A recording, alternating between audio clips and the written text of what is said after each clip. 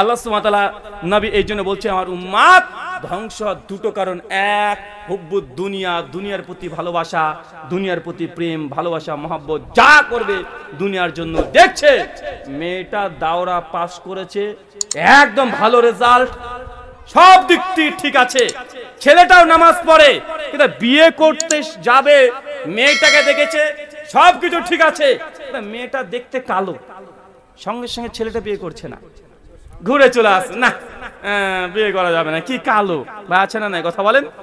কি প্রাধান্য দিয়েছেন? দিন না দুনিয়া? দিন না দুনিয়া?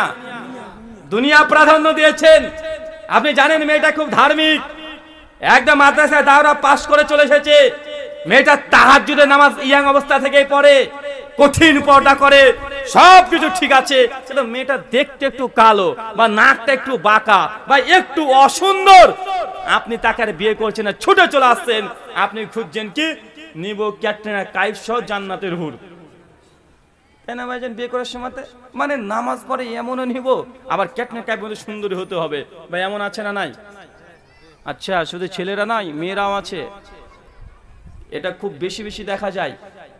একটা ছেলে প্রাইমারির টিচার বা হাই স্কুলের টিচার, শিক্ষকতা করে, ছেলেটা দেখতে অনেক স্মার্ট, অনেক সুন্দর দেখতে, লম্বা চওড়া, কিন্তু ছেলেটা মুখে একদম গাল ভরা দাঁড়িয়ে আছে, মাথাতে টুপি পরে, প্যান্ট শার্ট পরে টাকনার ওপরে, ছেলেটার বিয়ের জন্য মেয়েকে প্রস্তাব দিয়েছে, মেয়ের বাড়ির সবাই মোটামুটি না ঠিকই আছে, ছেলেটা চাকরি করে, মাসে 50-60 হাজার টাকা ইনকাম, দেখতে স্মার্ট, মাশাআল্লাহ, বাড়ি গাড়ি সবই আছে, সব ঠিক আছে, কিন্তু মেয়ে বলছে না বিয়ে করবো না। কেন?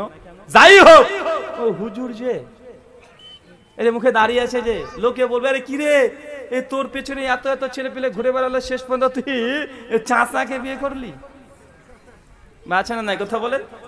ও মেয়েটা যখন শুনবে যে আমার এই দাঁড়িয়ালা ছেলের সঙ্গে বিয়ে হবে, ও সারা রাত ধরে টেনশনে অর্ধেক শুকিয়ে যাবে, আরে আল্লাহ এর সঙ্গে যদি বিয়ে হয় বান্ধবীর কাছে মুখ দেখাবো কিভাবে, আল্লাহ যদি এর সঙ্গে বিয়ে হয় তাহলে বিয়ের দিন থেকে আমার এই জিন্সের প্যান্টগুলো সবগুলোকে পুড়িয়ে দিবে, বুরখা নিয়ে আমাকে ঘুরে বেড়াতে হবে, কেউ দেখতে পাবে না, মানে অর্ধেক টেনশনে শেষ, আমাকে বুরখা পড়তে হবে, বাপরে বাপ, ফজরে উঠতে হবে, 5 বার নামাজ পড়তে হবে, ও হার্ট অ্যাটাক করে আগে মরে যায়, আছে না কথা বলেন। আবার দেখেন বিয়ের সময় এত সুন্দর ছেলেটাকে বিয়ে করেনি, কি করলো না, করতে হবে কি, টাকা পয়সা প্রচুর থাকবে, সবকিছু টাকা পয়সা দেখতে গিয়ে, বাড়ি গাড়ি দেখতে গিয়ে, বড় বিজনেসম্যান দেখেছে, লাস্ট মধ্যে একটা টাকলা একদম ভুড়িয়ালা ওকে বিয়ে করে ঘুরে বেড়াচ্ছে দিব্যি, আছে না ভাইজান? টাকলাকে শেষ পর্যন্ত বিয়ে করছে, আর ওই মাল একদম রাত্রে মাল খেয়ে আসে, বেল্ট খুলে মারে ওকে একদম, ভাই দেখা যায় না এমন?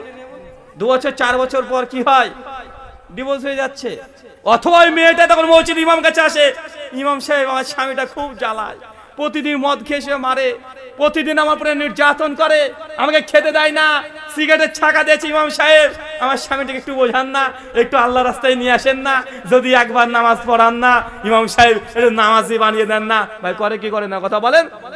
মেয়ে বিয়ের পূর্বে তোমাকে সিদ্ধান্ত নেওয়া উচিত ছিল যে তুমি যদি 5 ওয়াক্ত নামাজি কোনো ছেলেকে বিয়ে করো, একবেলা খাবার তোমার কম হতে পারে, তোমাকে কখনো তোমার গালের উপরে হাতটা উঠবে না, এটুক নিশ্চিত থাকো, কখনো তোমাকে গালিগালাজ করবে না, মানসিক টেনশন দেবে না, ডিপ্রেশনে যেতে দেবে না, যে কোনো মূল্যে তোমাকে সবসময় সাহায্য সহযোগিতা করবে।